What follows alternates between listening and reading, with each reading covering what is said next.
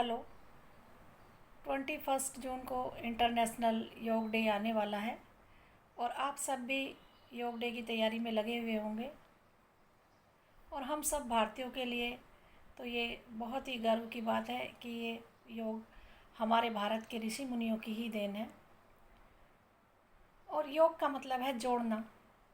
योग हमारे भारत के ऋषि मुनियों ने सिर्फ ये अष्टांग योग ही नहीं दिया, बल्कि उन्होंने हमें ईश्वर से जोड़ने के और भी कई रास्ते बताए हैं। यानी हमारी भारतीय परंपराओं में हमारे ऋषियों ने और भी कई योग दिए हैं, जिनमें है भक्ति योग, कर्म योग और ज्ञान योग, और इसके अलावा राजयोग और हठ योग भी हैं।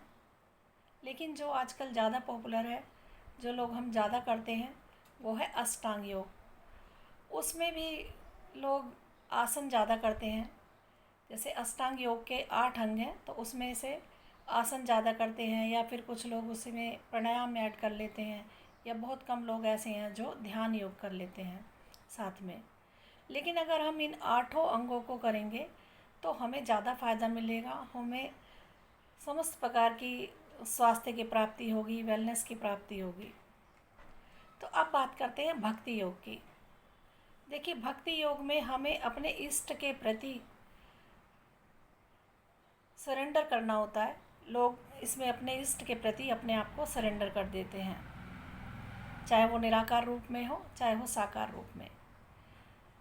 निराकार रूप में तो बस ध्यान में रहते हैं, ये सोचते हैं कि हाँ, वो उनका कोई रूप नहीं है, लेकिन वो हमारे आसपास है, ऐसा लोग सोचते हैं। और जब जो लोग साकार रूप में भक्ति करते हैं, वो ऐसा सोचते हैं अपने इष्ट को कि वो उनके साथ हैं, और वो उन्हें सुबह उठेंगे, उन्हें स्नान कराएंगे, फिर उन्हें नाश्ता कराएंगे, भोजन कराएंगे, उन्हें दोपहर में भी सुलाते हैं, और फिर शाम को उठाते हैं, फिर उनकी आरती करते हैं, पूजा प्रार्थना करते हैं उनसे। ऐसे ही फिर रात में जब खुद सोने जाते हैं, उनसे पहले वो अपने इष्ट को सुलाते हैं। और इसके लिए वो और भी बहुत सारी चीज़ें करते हैं, जैसे सत्संग हो गया, भजन कीर्तन हो गया, या वो उनसे इस तरह से बातें करते हैं जैसे फैमिली से बात करते हैं, जैसे अपने आप से बात करते हैं, अपने बड़ों से बात करते हैं, कोई भी परेशानी होती है इस तरह से उनसे बात करते हैं। और भी ऐसे कई चीज़ें वो यूज़ करते हैं, जैसे आपने देखा होगा म्यूजिकल इंस्ट्रूमेंट भी यूज़ करते हैं भक्ति योग में। तो सब अलग अलग तरह से अपने इष्ट को मनाते हैं, उनके प्रति श्रद्धा भाव रखते हैं। तो ये तो हो गया भक्ति भाव, भक्ति योग। अब नंबर 2 है कर्मयोग। कर्मयोग में बस अपनी ड्यूटीज़ को पूरी करना होता है। जिस भी आप रोल में हैं, आप फैमिली में मदर हैं तो जो आपके मदर के जो ड्यूटीज़ हैं उनको अच्छे से आप पूरा करें। अगर आप वाइफ़ हैं तो अपनी वाइफ़ की ड्यूटीज़ को अच्छे से पूरा करें।